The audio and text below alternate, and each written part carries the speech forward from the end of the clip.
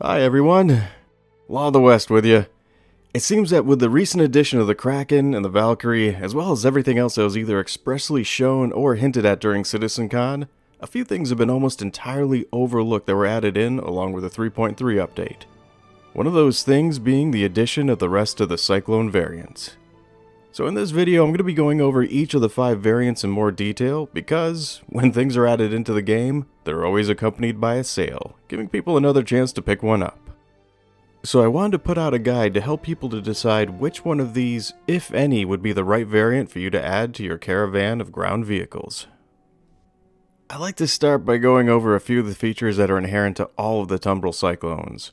They're all open canopy vehicles, meaning that, just like with the Gravlev bikes, it doesn't provide any form of life support. So players are going to have to rely on their suit's internal life support systems to provide them with oxygen, especially while traveling through environments that have a non-breathable atmosphere.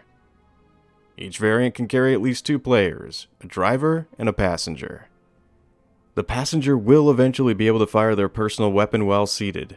This feature may not be functional in-game yet, but has been scheduled to be implemented fairly soon.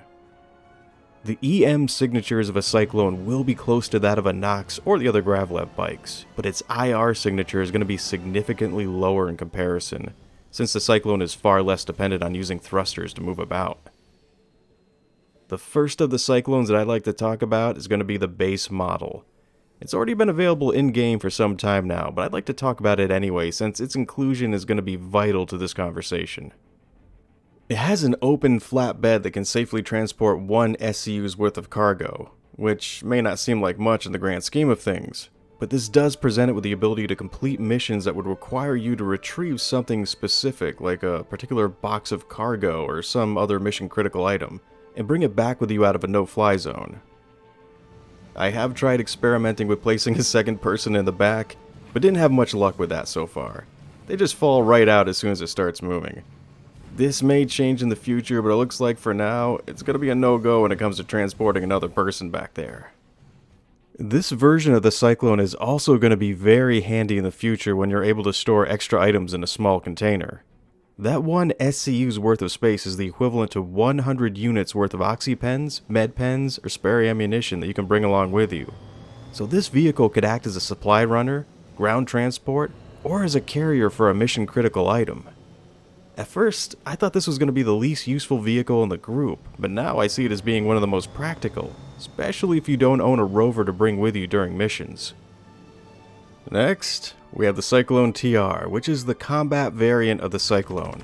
It comes equipped with a mounted turret on the back and upgraded armor. Unlike the other variants, this one can carry 3 people, with 2 riding in the front and the 3rd manning the turret in the back. It's true that this vehicle comes armed with only a single size 1 gun on the turret, but it's the full 360-degree arc of fire with this ability to aim up at targets that makes it so effective. Gravlevs are good for firing on targets that are at ground level, but suffer when trying to pitch to fire on anything that's hovering at just above their default target range. Also, when the co-pilot's finally able to fire a weapon when seated, then you're going to have double the firepower to work with. This version of the Tumbril is better suited as a troop transport and escort vehicle. Plus, it's as close as we're going to get to having a Warthog in this game. If you're less concerned with defensive support and cargo, and are more concerned with troop transport and offensive capabilities, then this is clearly the vehicle for you. That leads us to the Cyclone RC, which is the racing variant. This is going to be an easy choice if you're planning on doing some non-combat orientated ground-based racing. It replaces the rear cargo space with a modular engine part that allows it to nitro boost. And it's going to be one of the most enjoyable Cyclones to go four-wheeling around in, by taking something that's already fun to drive, and making it even better by adding more speed into the equation. Next, we have the Cyclone RN, which is the recon version of the Cyclone. It's hand-tailored to excel at aiding in exploration and scouting runs. It has the ability to drop beacons, which can be used to create landing zones, and the RN's upgraded radar system will have a longer range and better detection capabilities than the standard Cyclone does. It also has databanks that can store large amounts of scanned data for mapping a planet's surface. This, coupled with its lower signature than the other vehicles like the Ursa rover, makes it a great vanguard to any ground assault force to help detect the enemy before they detect you. So it has a place in both combat recon and exploration, making it a must-have addition to your ground forces if either of these two activities are going to interest you at all. And finally, we have the Cyclone AA, which is the self-described battlefield equalizer. It comes equipped with 2 surface-to-air missiles and countermeasures to provide cover for ground troops from airborne attackers.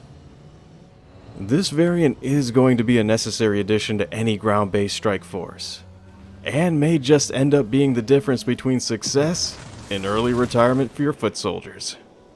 A single AA may not end up being much of a deterrent by itself, but a platoon of them surrounding an outpost will be another story entirely.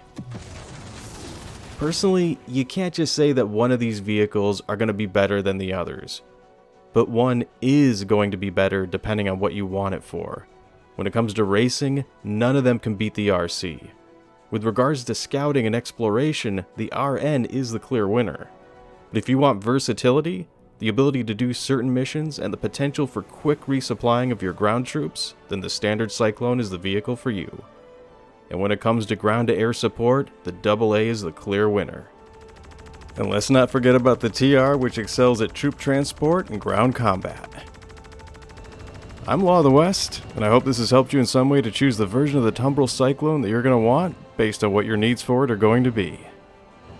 Thanks everybody for dropping by,